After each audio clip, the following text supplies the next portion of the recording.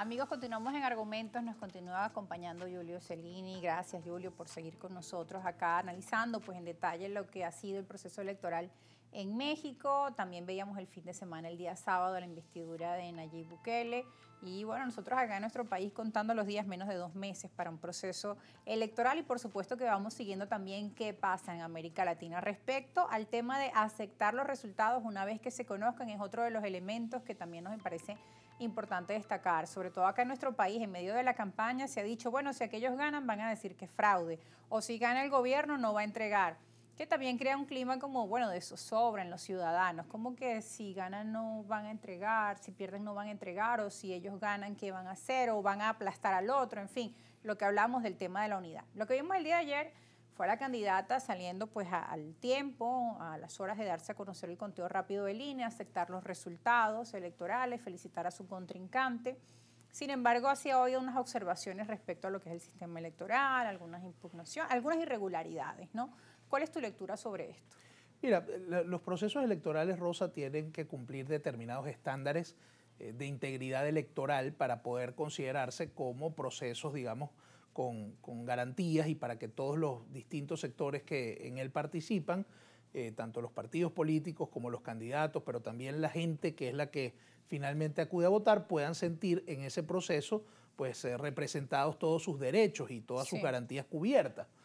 La verdad es que en el proceso de México participaron como observadores internacionales distintas organizaciones multilaterales pues que fueron de alguna forma a observar este proceso, y en términos generales ha habido un consenso en torno a que se trata de un proceso limpio, donde el pueblo mexicano se expresó y donde hubo un resultado que debe ser respetado.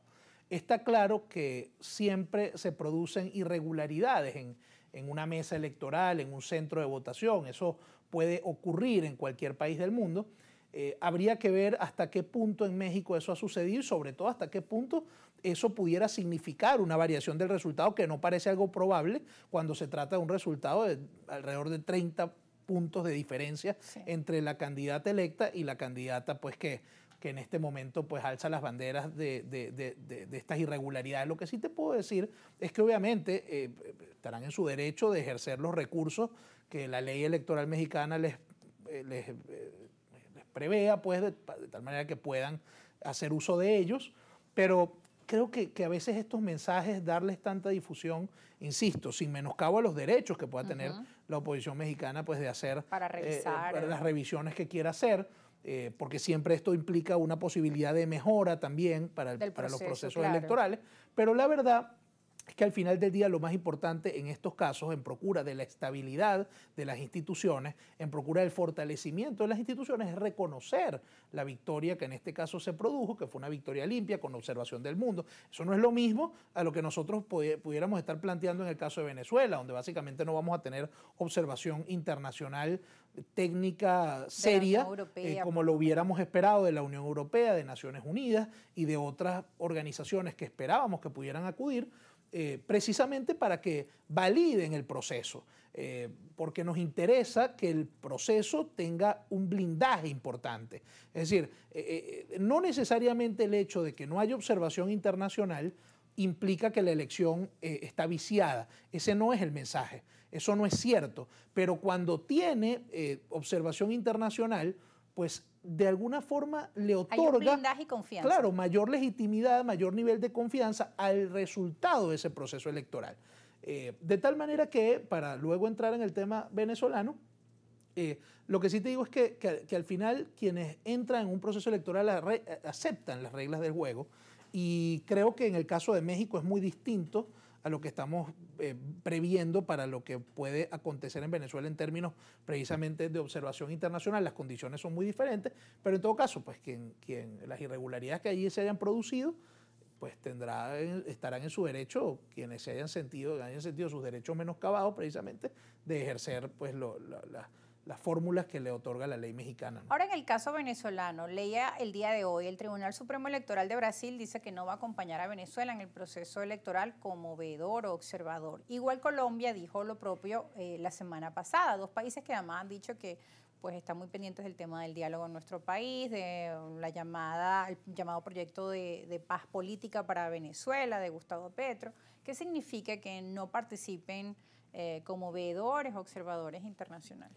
Mira, yo creo que el gobierno venezolano en ningún momento tuvo una intención real de que hubiera observación internacional abierta en Venezuela, porque las invitaciones se enviaron de forma tardía, a pesar de que ya en el Acuerdo de Barbados estaba establecido el tema de la observación internacional, inclusive nombrando de manera explícita a la Unión Europea.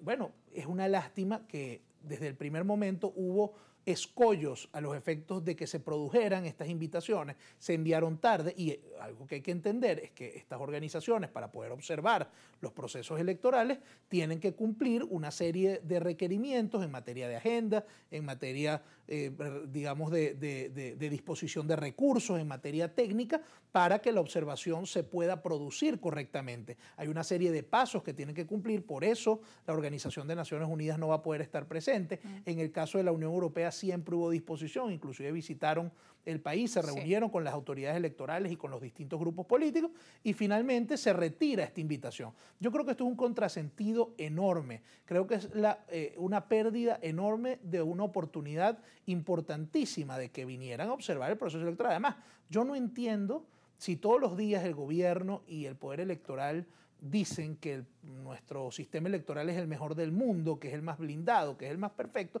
Bueno, ¿cuál es el problema? Que lo vengan a observar. Más bien debería ser conveniente a los efectos del gobierno que cualquiera, sobre todo aquellos que tienen más diferencias con la visión del gobierno y que tienen más diferencias con respecto a las políticas del Estado venezolano, son los primeros interesados en que viniera la Unión Europea. Bueno, el argumento del gobierno ha sido las sanciones. Nuevamente han argumentado que las sanciones las tienen que eliminar por completo. Pero las sanciones ya estaban cuando firmaron el Acuerdo de Barbados y establecían que la Unión Europea iba a venir. Así es. Y entonces, ¿por qué no hay correspondencia con lo que se suscribió en el Acuerdo de Barbados? Entonces hay una violación a ese acuerdo, pero también es una pérdida de una oportunidad importante de que vengan aquellos que ellos consideran sus enemigos a ver que este es el sistema electoral más perfecto del mundo. A mí me parece que eso hubiera sido una oportunidad estratégica importante para Ahora, ¿qué implica la violación del Acuerdo de Barbados en este escenario preelectoral? De eso seguiremos hablando al regreso de la pausa. Ustedes, amigos, no se aparten y también sus preguntas las pueden hacer a nuestras cuentas en redes sociales. Estamos en vivo a través de la señal de Globovisión.